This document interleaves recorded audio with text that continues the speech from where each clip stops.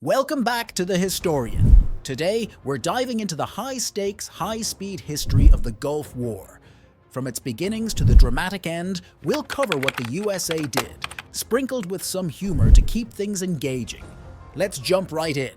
So it all kicked off in August 1990 when Iraq, led by Saddam Hussein, decided to invade Kuwait. The world was like, hey, that's not cool, and the United Nations quickly condemned the invasion. The USA, being the global policeman, decided to step in. Hey Iraq, what's with the uninvited visit to Kuwait? Oh, just checking out the oil reserves. President George H.W. Bush led the charge, stating that this aggression would not stand. He started assembling a coalition of countries to liberate Kuwait and restore order. It was like putting together the Avengers, but with tanks and fighter jets. Avengers, assemble! No, wait, coalition, assemble! Operation Desert Shield was the first phase, aimed at defending Saudi Arabia from a potential invasion. The US military poured into the region, setting up bases and preparing for action.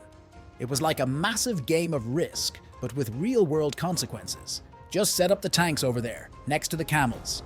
By January 1991, the coalition was ready to move to the next phase. Operation Desert Storm. This was the offensive to drive Iraqi forces out of Kuwait. It started with an air campaign that lasted for weeks, targeting military installations, communication centers, and infrastructure. Hey, what's that noise? Oh, just a few hundred jets flying overhead. The ground assault began on February 24, 1991. In a swift and decisive action, coalition forces pushed through Iraqi defenses. The whole thing took about 100 hours. That's less time than a binge watch of your favorite series. Did we just win a war in 4 days? Yep, and we didn't even skip lunch. General Norman Schwarzkopf, affectionately known as Stormin' Norman, led the coalition forces. His meticulous planning and execution earned him a place in military history. He was like the coach of a Super Bowl winning team, but with a lot more firepower. All right, team, let's show them what we're made of. We've got tanks, planes, and a whole lot of determination. The war ended with the liberation of Kuwait on February 28, 1991. President Bush declared, Kuwait is liberated.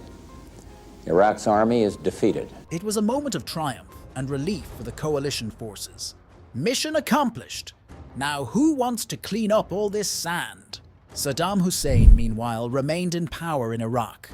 The situation was far from resolved, but the immediate conflict had ended. It was like winning the big game, but knowing the season wasn't over yet. After the war, the US continued to maintain a presence in the region to ensure stability and keep an eye on any potential threats. It was like setting up Neighborhood Watch, but on a global scale. Just keeping an eye on things. No funny business, okay? The Gulf War showcased the effectiveness of modern military technology and the importance of international cooperation. It also highlighted the US's role as a global leader, willing to step in when needed. Who's the world's police officer? We are, and we've got the jets to prove it. So there you have it, folks. The Gulf War, from start to finish, filled with drama, heroism, and a whole lot of military hardware.